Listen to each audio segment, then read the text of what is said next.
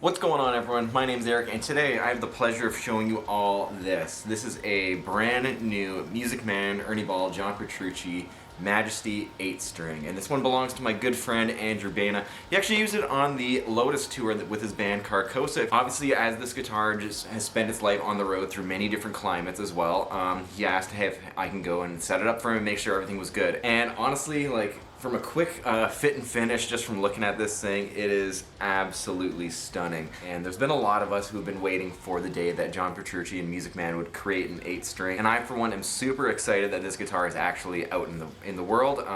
Maybe there's going to be other variants, maybe with a tremolo, or maybe a Sterling model. I'm not too sure, but today we're going to be looking at this current offering from Music Man that we have here. So let's get this thing on the bench and let's just see how this guitar handled basically being in the back of a van through a snowstorm, through hot and humid and super dry and all these crazy other weather conditions, and let's just see how this guitar stood up. Here we go. Alright, so now we have the Music Man John Petrucci 8-string Majesty on the bench here, and just overall fit and finish, this thing feels absolutely insane. And obviously, as we probably all know at this point, this guitar is pretty expensive. It's in the upper echelon of production guitars in terms of price. So obviously the fit and finish should be fantastic, which it is. We have no sharp fret ends or anything like that. A lot of custom brand new hardware, especially with the slanted DiMarzio pickups, which is something that they don't normally do. We have a brand new bridge and everything here, and obviously the multi-scale design, which is a first from Music Man. But generally speaking, it looks like this guitar has held up extremely well. And it just goes to show that this guitar has held up very well. The neck is also dead straight as well, so it goes to show that this guitar is built extremely well. So it can handle so many different climates, and you don't have to keep adjusting the neck, even though it's so easy to do so with the truss rod adjustment down here. The only thing that we're going to change really is kind of the action. It seems like a few of the strings, which I'm going to show on camera right now, a few of the strings are sitting higher and lower than some of them. It looks like they're kind of all over the place, which isn't really my go-to, and so we're going to fix that and get the strings sitting a little bit nicer, just so the guitar plays evenly right across the fingerboard and nothing feels out of place and uncomfortable.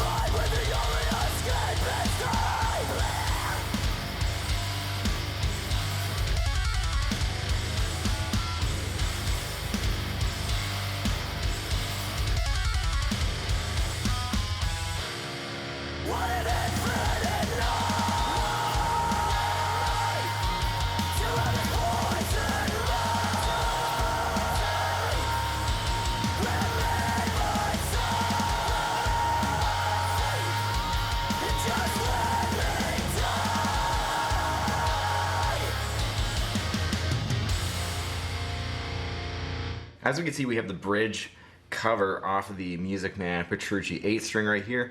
This is a custom-made bridge, as I said before, and why they went with the cover, probably just for aesthetic reasons, just so you don't see this kind of unique design here. Doesn't really look the most pleasant, especially if you're going to offer this at the price range that this guitar is rolling in at. I don't think a lot of people would want to be paying the amount that these guitars are going for, especially seeing this. Mind you, it is functional, it is very unique, but this looks a lot nicer. Same thing as why a lot of different vehicle parts are covered by covers, you know, like an engine cover, for example, and why a lot of engine bays in vehicles are covered. Makes it look a lot nicer and a little bit more put together. Otherwise, we have the magnetic and the piezo saddles, which are wired up to this switch here.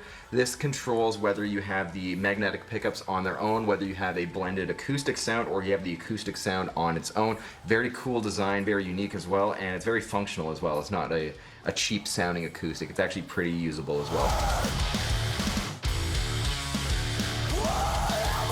Alright, so we got all the strings on, all 7 of 8 strings, and now we're going to throw the 8th string on, which is sometimes where issues usually lie when you're using thick strings with regular guitar tuners. Which is the case here, because the taper is too short for the string to go through. This is just an Ernie Ball 80 gauge with a 33.5-inch taper. I don't know if they make anything longer than that, but you will probably need something longer than that to fit an actual string. I've tried unwinding strings before, and sometimes the strings just turn out dead, and I know that's happened to friends of mine in the past who have done that as well. So the other thing that you can do is drill out the tuner peg right here, so the tuner will actually fit the wound part of the string in. So that's what we're gonna have to do here. You're not gonna need much, so what you wanna do is go super slow with this and make sure you don't mess up the finish. You can also take the tuner off just to make sure you're being safe with it, so I think we might do that just so we don't mess up the finish of this guitar. Alright, so now we have the strings on the guitar, and the 80 is all on there, the tuner is drilled out, and now the next thing that we wanna do is to make sure the guitar stays in tune. The one thing you want to do is put a little bit of nut sauce or fretboard oil in the nut here. That's going to make the contact points a little bit more lubricated, so you don't have any sharp edges that the string is sitting on. You're not going to get any of that nut ping as well. But the one thing, regardless of specs or price point of your guitar, that you should do with your guitar when you're changing the strings, always stretch your strings out, because if you don't, they're going to be going out of tune. Even if you're going through all these different climates like this guitar was going through, always stretch your strings before you play a show. If you have an Evertune, different story. You can kind of get away because that's the whole point of an Evertune. Otherwise, if you have a regular hardtail or a floating bridge like that, always stretch your strings out, because then they're going to be holding tune the best, and then you're going to be sounding the best when you play the guitar. Something I like to do is hitting the open note. Doesn't have to be super hard, and just go. You can see on camera how far I'm bending the string, and now you can hear how out of tune the note is. Tune it back up to pitch. Keep bending it. Do those big Zach Wild bends. Keep doing that until you get to your desired pitch, and then once this note stops falling out of tune, you're basically then good to go at that point. And just because you are playing the string a lot and bending it and, getting your hands on it and things like that, that's not going to wear the strings out. Alright, so now the last piece of the puzzle is intonating the guitar, and basically that just means that the guitar is going to be in tune from the open string on the guitar to the 12th fret and to the 24th, or the very last fret on the guitar. So essentially all the notes in between are going to be in tune as well, for the most part. Now, despite the multi-scale design and the bridge design, this guitar is going to intonate the exact same way as any other guitar would. So essentially, if the note at the 12th fret is sharp, then you're going to move the saddle back towards the bridge, and if it's flat, you're going to move the saddle towards the headstock. And that leads me to the one thing about the guitar that I don't like, is that the adjustment piece to intonate the guitar is actually a hex screw. So that's going to be something like what you would use to adjust the action on your saddle-based guitar. I'm personally not a big fan of that. I like, screwdrivers and things like that. I would prefer a Phillips or like a star-shaped head on the back there. That's much more common, and there's a little bit less room for error there, as opposed to maybe getting one of these Allen wrenches in and potentially stripping that piece, especially for an expensive guitar like this. That's something I don't want to deal with, and maybe from the factory going forward that could be changed. Sometimes I've just found with these Allen wrench design parts, even for intonation screws, or even like adjusting the saddles on a Floyd Rose, like the overall bridge height and things like that, sometimes those things just go bad over time, and those are things that just should not go bad over time, especially for a guitar that's worth as much as this guitar is. It's a very expensive guitar. Maybe this is a premium feature because you're not going to be intonating your guitar all the time, but if you are changing your string gauges, your tuning, the action, and things like that, you are going to have to intonate your guitar no matter what. So it is an annoyance in my opinion, but if it is something that you can live with, then cool.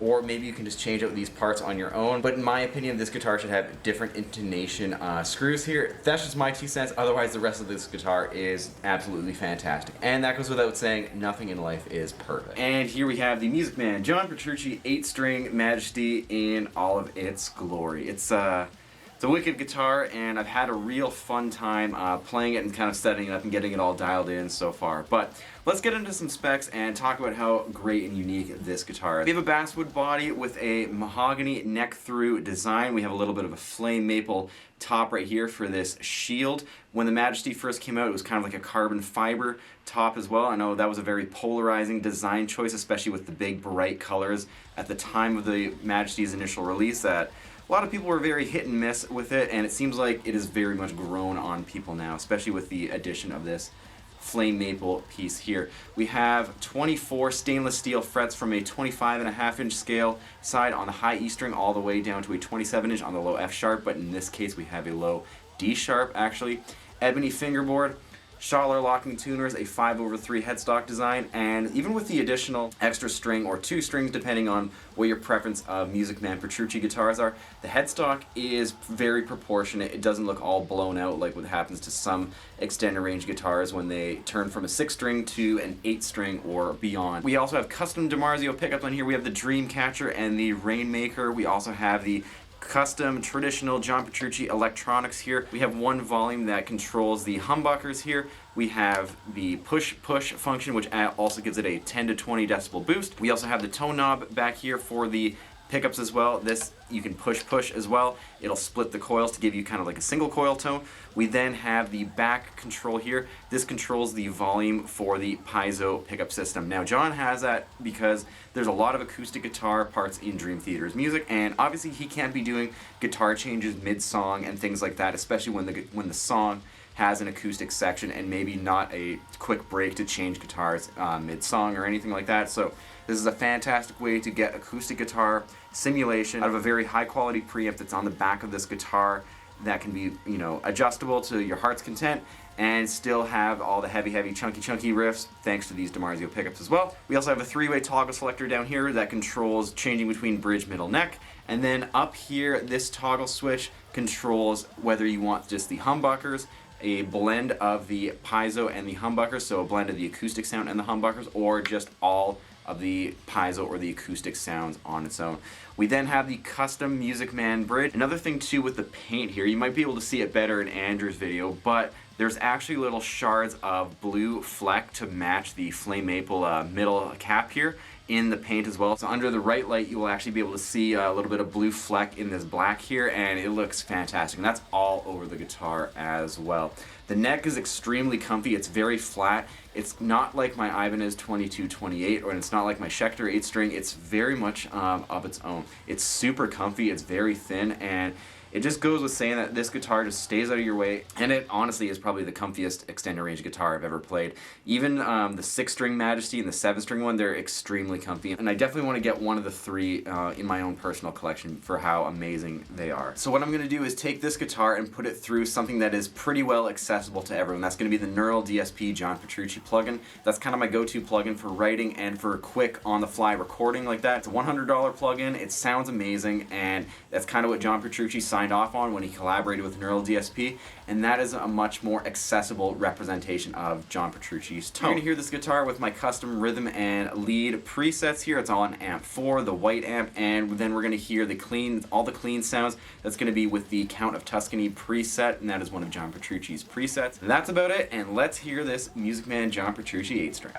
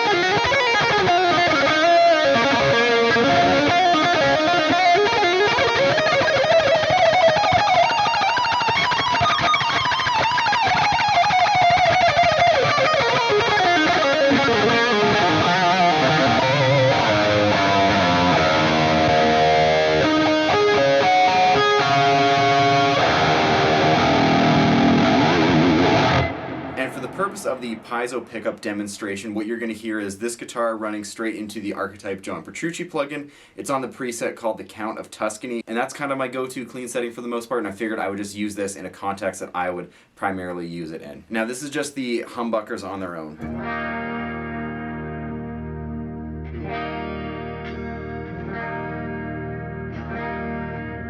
Now, if we go to the middle position here on the top toggle switch, this is where it's going to blend the Piezo pickups with the humbuckers.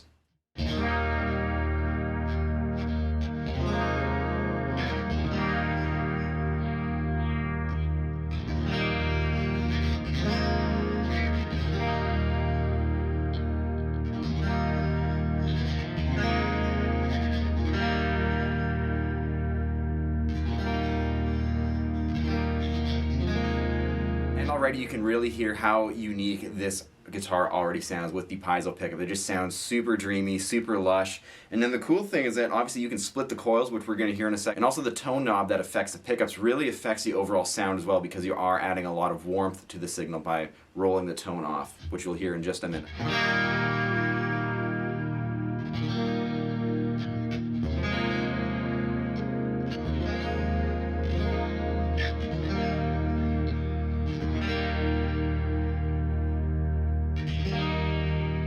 This is how the Piezo system sounds when you split the humbuckers into single coils.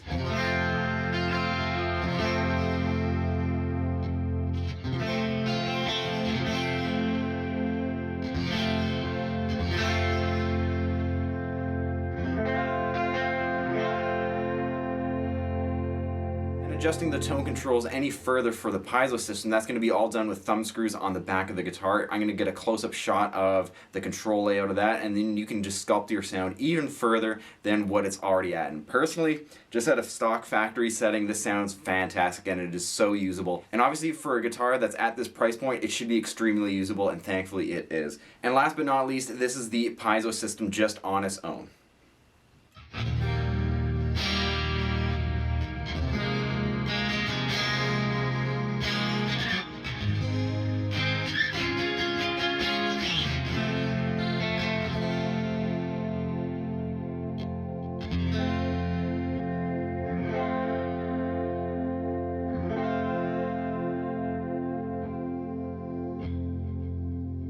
Kind of the world's your oyster with this guitar, which is what it should be. This is more or less the Lamborghini of 8 strings. It's a pretty amazing guitar, and I'm very privileged to have it on the channel for you all today. And that's going to do it for today's video on the Music Man John Petrucci 8 string. Let me know in the comments below what you think about this guitar. Do you love it? Do you hate it? Do you wish there was different specs on it? Like maybe a different bridge or anything like that? I would love to hear it and talk about it with you guys in the comments below.